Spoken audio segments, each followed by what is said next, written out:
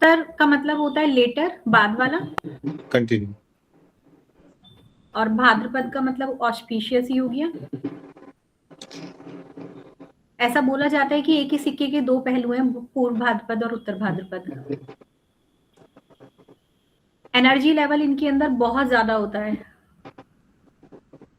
जैसे बिजली या आग की तरह, उतना एनर्जी लेवल होता है इनका। नेवी में देखने के लिए मिलते हैं इस तरीके के लोग।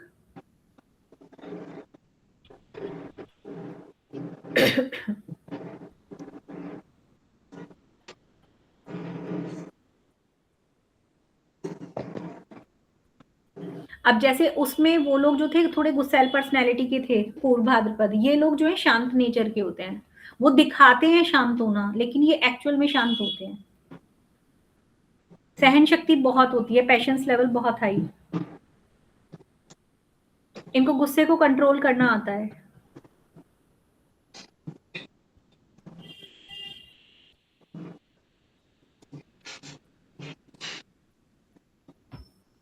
इनके ऊपर भी कार्मिक डेप्ट होता है पिछले जन्म का।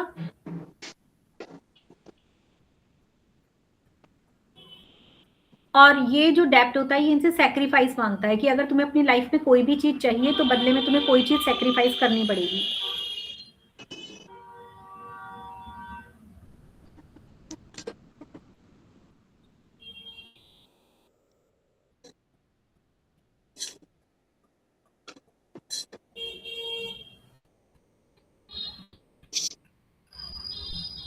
इनके अंदर कुंडलिनी जागृत करने की जो एनर्जी होती है वो चीज होती है, अगर ये चाहें तो अपनी कुंडलिनी जागृत कर सकते हैं। सेवन चक्रास को जो हील करके जो करते हैं ना, कुंडलिनी शक्ति को जागृत करना, उस तरीके का काम कर सकते हैं। हीलिंग कर सकते हैं ये किसी की भी।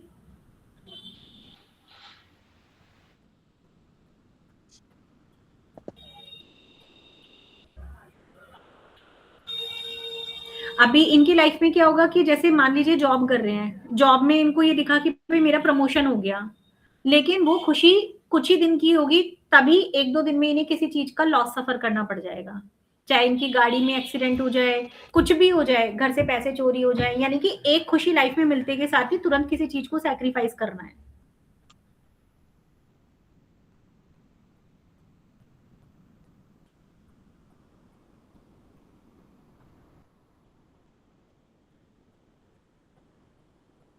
इन लोगों का स्पिरिचुअल कनेक्शन जो होता है, जैसे उन लोगों का त्रिवेणी संगम से था, इन लोगों का स्पिरिचुअली जो कनेक्शन होता है वो माँ काली के साथ होता है।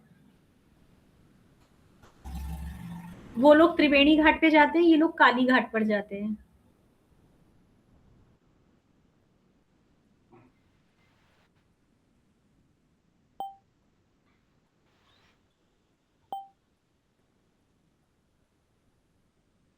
अब इनसे ये बोला जाए कि भाई माँ काली से पूजा करो, लेकिन इनके साथ प्रॉब्लम वही होगी, जैसे इनको बच्चा नहीं हो रहा, ये माँ काली के पास खड़े होकर मांगे इस चीज के लिए कि भाई मुझे बच्चा दे दो, होगा क्या, बच्चा हो जाएगा, बीवी की डेथ हो जाएगी।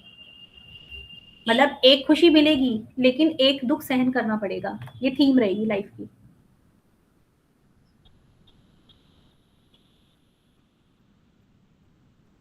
अगर ये चाहे तो डीप मेडिटेशन कर सकते हैं,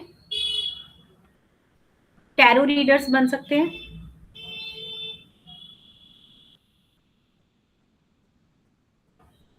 इनके हाथ में एक तरह से जैसे जस बोला जाता है ना, वो चीज होती है, हीलिंग हैंड्स होते हैं।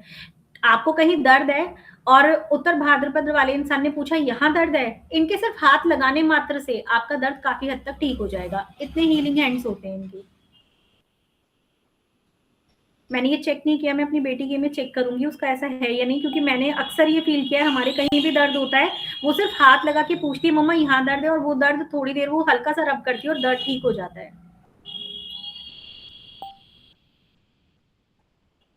इवन अगर ये जैसे सिंपली पानी इन्होंने हाथ में होल्ड कर रखा है और ये किसी को ये भी कहें कि आप ये पानी पी लो ठीक हो जाओगे, तो इनके इतने कहने से आपने वो पानी पी लिया तो वो पानी भी आपके लिए अमृत के समान हो गया, आप उसी से ठीक हो जाओगे, आपको दवाई लेने की जरूरत नहीं पड़ेगी। इतनी हीलिंग कैपेसिटी होती है इनकी बॉडी में। ट्विंस वाली थीम इनके साथ भी रहेगी।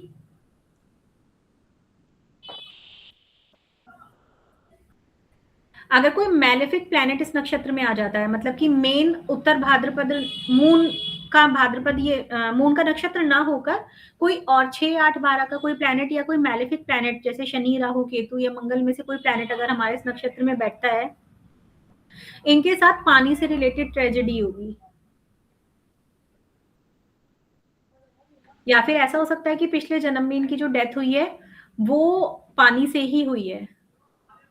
तो इसकी पहचान आपके पास क्या होगी कि आप देखेंगे इस बार उत्तर भाद्रपद का जो भी उनको चरण या जो भी पद मिलेगा, वो पहला नहीं मिलेगा, दूसरा या तीसरा पद मिलेगा। मतलब पहले पद में वहां पर इंसिडेंट हो गया है, वो लाइफ उन्होंने पूरी की थी, अब इस लाइफ में जब वो आए हैं तो आगे से उस नक्षत्र का चरण स्टार्ट हुआ है। समझ गए ना आप, जैसे 4 चरण होते हैं। तो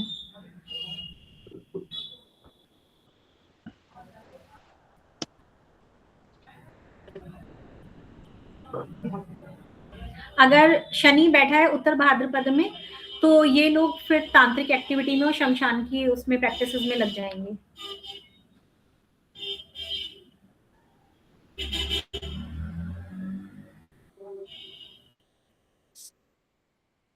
इनसे आप कोई काम करवाएं और इनको पैसे ऑफर करने लगे, तो ये कह देंगे कि हम पैसे नहीं लेते, बस ज्यादा करो तो एक चाय पिला देना।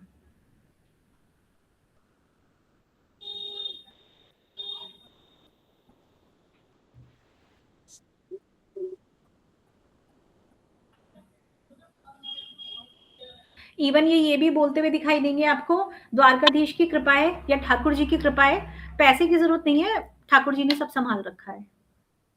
इस तरीके की चीजें बोलेंगे। चलो ज्यादा करो तो एक कप चाय पिला दो, बाकी तो ठाकुर जी हैं ही सब देने वाले।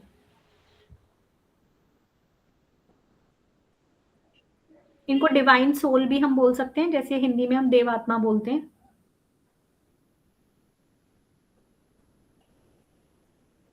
जैसे सांप अपनी स्किन को चेंज कर देता है ना, फिर नई स्किन ले लेता है, इस तरह से ये लोग भी जो है रीबर्थ वाले उसमें रहते हैं, थीम में।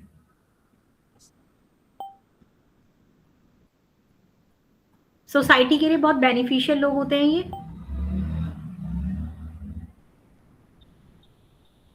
बच्चों को लेकर इन्हें भी प्रॉब्लम होगी।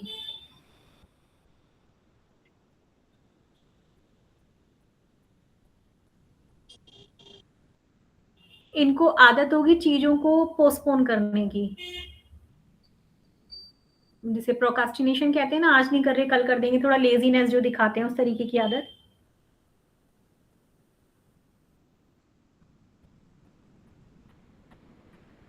जैसे पहले के टाइम पर लोग जो है मतलब अपना थोड़ा सा सांसारिक जीवन जीने के बाद और उसके बाद वानप्रस्थ चले जाना या मतलब वन गमन कर लेना, इस तरीके की जो थीम उनकी लाइफ में दिखाई देती थी, तो ये लोग अक्सर इस चीज को बोलते हुए दिखाई देंगे, बस थोड़े दिन की बात है, अपने ये कर्म पूरे करके मैं तो संन्यास ले लूंगा। अक्सर इनकी बातों में आपको सुनने के लिए मिलेगा, बस और थोड़े दिन रहना है, फिर मैं संन्यास ले लूंगा। ये सबके बीच में होकर भी खुश फील नहीं करते, अकेला ही फील करते हैं।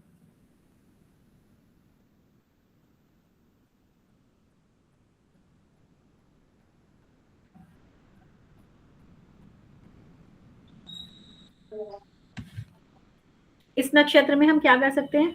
पार्टनरशिप, मैरिज, कोई लॉन्ग टर्म कमिटमेंट करना हो हमें किसी के साथ, कि लाइफ टाइम तेरे साथ ही रहेंगे या तेरे साथ ही बिजनेस करेंगे, और हम चाहते भी हैं कि हम इसका साथ ना छोड़ें, तो इस नक्षत्र के टाइम पर करना चाहिए। कोई भी पेड़ पौधा जो हम चाहते हैं लाइफ टाइम हमारे घर में रहे या हमारे आसपास हमारी कॉलोनी में रहे, वो इस टाइम पर लगा लेना चाहिए। बेसिकली जैसे नीम का पौधा हो गया या कोई भी ऐसे मेडिसिन से रिलेटेड कोई भी तुलसी वगैरह का पौधा हो गया। ऐसे में किसी को पैसा नहीं देना चाहिए, क्योंकि आपने किसी को पैसा दिया तो वो लंबे समय तक के लिए लटक जाएगा पैसा।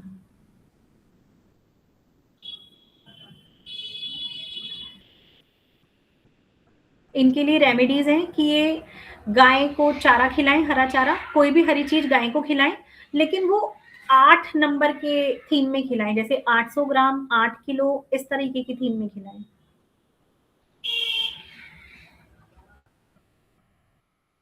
शनिदेव की पूजा करें अपने कर्मा के लिए, जो भी इन्होंने कर रखा है उस कर्मा के लिए, कि वो मतलब हील करें सारी चीजों को और इनको ब्लेस करें। लास्ट रेवती नक्षत्र।